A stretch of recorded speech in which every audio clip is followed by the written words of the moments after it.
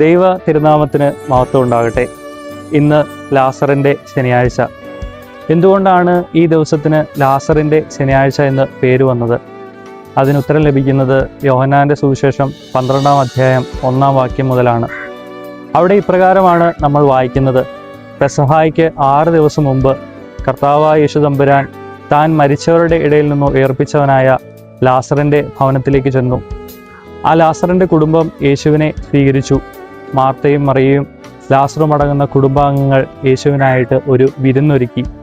ഈ വിരുന്നിനെ സൂചിപ്പിച്ചുകൊണ്ടാണ് ഈ ദിവസത്തിന് ലാസറിൻ്റെ ശനിയാഴ്ച എന്ന് പേര് വിളിക്കുന്നത്. ഈ ദിവസത്തിന് മറ്റൊരു പേര് കൂടിയുണ്ട്. അത് കോഴിക്കട്ട ശനിയാഴ്ച എന്നാണ്.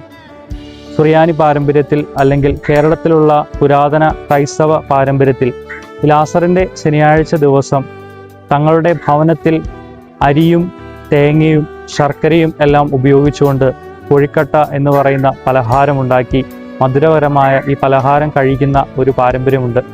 ഇത് സൂചിപ്പിക്കുന്നത് 40 ദിവസത്തെ നമ്മുടെ വലിയ നോമ്പിന് ഒരു ചെറിയ വിടവ് കൽപ്പിച്ചുകൊണ്ട് ആദ്യത്തെ കർത്താവ് നോറ്റ 40 ദിവസത്തെ നോമ്പൊന്ന് ചെറുതായി അവസാനിപ്പിച്ചിട്ട് പിന്നീടുള്ള 10 ദിവസത്തെ കർത്താവിൻ്റെ കഷ്ടാനുഭവത്തിൻ്റെ ആരംഭത്തെ കുറിക്കുന്ന ആ ഒരു വിടവിനെയാണ് ഈ കോഴിക്കട്ട ശനിയാഴ്ച എന്നുള്ളത് കൊണ്ട് ഉദ്ദേശിക്കുന്നത്.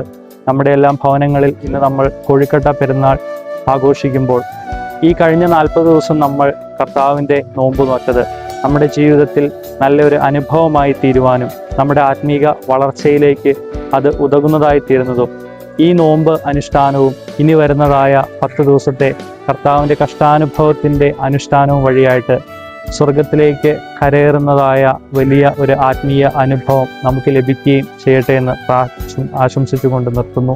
ദൈവതിരുനാമം മാത്രം മഹത്വപ്പെടുമാറാകട്ടെ. ഞാൻ നിങ്ങളെ സ്നേഹിക്കണ പോലെ നിങ്ങൾ അന്യനും സ്നേഹിക്കണം. വിശുദ്ധ യോഹന്നാൻ 15:12.